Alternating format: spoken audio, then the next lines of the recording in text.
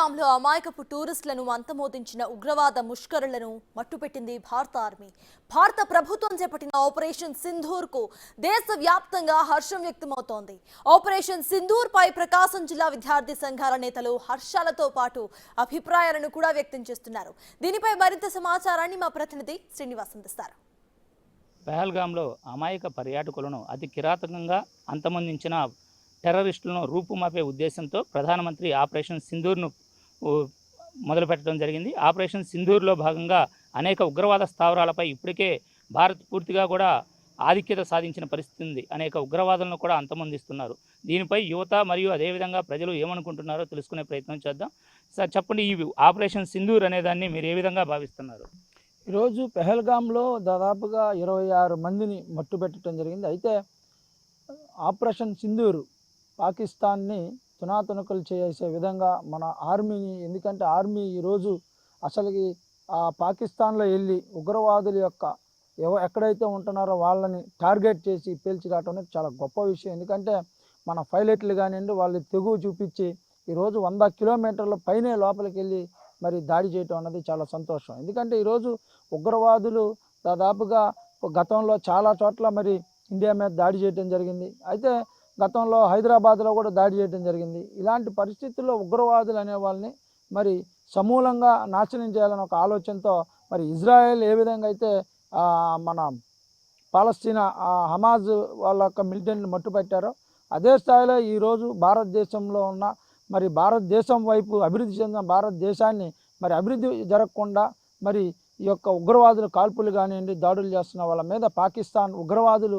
ఆశ్రయిస్తుంది. అందుకనే ఈరోజు మన భారతదేశం ఖచ్చితంగా ఉగ్రవాదులు ఎక్కడైతే ఉన్నారో వాళ్ళ మీద దాడి చేశారు. అయితే కాకపోతే ఈరోజు పాకిస్తాన్ కావాలని చెప్పి మళ్ళీ మన మీద కూడా దాడి చేయడం జరిగింది. అయితే సమర్థవంతంగా కూడా మన మిసైల్ అన్నీ కూడా అదేవిధంగా రక్షణ మంత్రి కానివ్వండి, మిగతా వాళ్ళందరూ కూడా మిలిటరీకి అండగా ఉన్నాం. భారతదేశంలో ఉన్న 150 కోట్ల మంది ప్రజలు మా ఆర్మీ, భారత్ ఆర్మీ చేసే ప్రతి ఒక్క పని వెనక మేము ఉంటాం. ఖచ్చితంగా అమెరికా వాళ్ళు కానివ్వండి, మిగతా దేశాలన్నీ కూడా మొదట్లో మద్దతిస్తూ ఉన్నారు. కానీ ఈరోజు అది పాకిస్తాను భారత్కు సంబంధం, మరి వాళ్ళిద్దరూ తేల్చుకోవాలంటాం కూడా చాలా బాధాకరం. ఎందుకంటే ఈరోజు పక్క దేశాలైనటువంటి వాళ్ళు కూడా ఇన్వాల్వ్ అవ్వాల్సిన పరిస్థితి. ఉగ్రవాళ్ళ మీద మరి అమెరికా కానీ వాళ్ళు దాడి చేసేటప్పుడు మరి ఏ విధంగా అయితే స్పందించలేదు. ఈరోజు ఎందుకు మరి అమెరికా ఈరోజు ఆ ప్రకటన చేసిందో అర్థం కావట్లేదు. కాబట్టి మన భారతదేశం పక్క దేశాల యొక్క సపోర్ట్ తీసుకొని పాకిస్తాన్ని ఓడించాలి. ఖచ్చితంగా భారత్ ఆర్మీ విజయం సాధించాలి.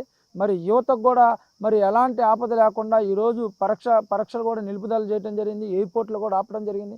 అయితే భారతదేశానికి ఎలాంటి నష్టం లేకుండా భారత్ ఆర్మీ విజయం సాధిస్తుందని చెప్పి మేము నమ్ముతున్నాం. యుద్ధం అనేది మన భారతదేశం ముఖ్య లక్ష్యం కాదు. ఎందుకంటే మన భారతదేశం శాంతిని కోరుకునే దేశాలు ప్రపంచ దేశాల్లో మొట్టమొదటి స్థానంలో ఉండి భారతదేశం అనేది ప్రపంచ దేశాలకు సలహాలు ఇచ్చే స్థాయికి ఎదుగుతున్నటువంటి తరుణంలో పాకిస్తాన్ అనే ఒక చిన్న దేశం కుట్రపూరితపూరితంగా మొన్న జరిగిన పహల్గాంలో టూరిస్టుల మీద అన్యాయంగా అమాయకుల్ని దారుణంగా చంపడం జరిగింది. దీన్ని ఎన్ని రోజుల నుంచో సహిస్తూ వచ్చినటువంటి భారతదేశం, ఎందుకంటే యువత కూడా ఒకటి చిన్న విషయం ఆలోచించాలి. ఎందుకంటే మొన్న చైనా నుంచి విడుదలైనటువంటి కరోనా వ్యాధిలో మన భారతదేశం శాంతియుతంగా ఉండాలి, అందరూ కూడా బాగుండాలనే ఉద్దేశంతో భారతదేశం పాకిస్తాన్కి ఎన్నో విధాల ఆహార ధాన్యాలు కానివ్వండి, మిగతా విషయాల్లో మందుల పంపిణీల్లో కానీ మిగతా విషయాల్లో చాలా వరకు సహాయపడింది. అదేవిధంగా మొన్న ఇటీవల జరిగినటువంటి రష్యా ఉక్రెయిన్ యుద్ధాల్లో చాలామంది పౌరులని దేశాలు దాటించే విషయంలో పాకిస్తాను పౌరులను కూడా మన భారత జెండాలను పట్టుకొని వచ్చేయమని చెప్పి మన భారత ప్రధాని నరేంద్ర మోడీ గారు ఒక మంచి సహృదయమైన మనసుతోటి పౌరులకి ఏమి కాకూడదని చెప్పి వాళ్ళ దేశాలకు సురక్షితంగా చేర్చడం జరిగింది. ఈ విధంగా ఉన్నటువంటి మన భారతదేశ సున్నితమైన మనసుని కావాలని చెప్పి రెచ్చగొట్టే విధంగా పాకిస్తాన్ ఉగ్రవాద మూకలు కూడా పొద్దుగూకులు కావాలని చెప్పి కాశ్మీర్లో కానివ్వండి, అదేవిధంగా భారతదేశంలో జ్వరబడి లేనిపోయినటువంటి యుద్ధ వాతావరణాన్ని నెలకొల్పడం అనేది యువత సహించే పని కాదు. అదేవిధంగా ఇప్పటి వరకు వేచి ఉన్నటువంటి భారతదేశ ప్రధాని నరేంద్ర మోడీ గారి సహనాన్ని కోల్పోయే విధంగా ఈరోజు పాకిస్తాను ఇంత తీవ్రమైనటువంటి ఈ నిర్ణయం తీసుకుందంటే మన ఆపరేషన్ సింధూర్ చేయటంలో ఎంతో కష్టంగా అతనికి ఇష్టం లేకపోయినా కూడా పాకిస్తాన్ ప్రజలు ఇబ్బంది పడతారని కూడా ఆ రోజు కూడా పాకిస్తాన్ ప్రజలకు ఇబ్బంది కలగకుండా మేము తీవ్రవాదుల మీద మాత్రమే నేను తీసుకుని యుద్ధం చేస్తున్నాం, కానీ పాకిస్తాన్ ప్రజల మీద కాదు అని చెప్పి మన భారతదేశ ప్రధాని నరేంద్ర మోడీ గారు అతను గొప్ప మనసును చాటుకున్నాడు. ఇది ప్రస్తుతం ఇక్కడ ఆపరేషన్ సింధూర్ అనేది భారత సహనానికి తప్పనిసరి పరిస్థితుల్లో చేపట్టవలసినటువంటి చర్యగా భావిస్తూ ఉన్నారు. అదేవిధంగా ఉగ్రవాద మూకలు భారతదేశంపై పడి ఎన్నో రకాల ఇబ్బందులకు గురి చేయటం వల్లే ఆపరేషన్ సింధూర్ను స్టార్ట్ చేశారని కూడా అంటున్నారు.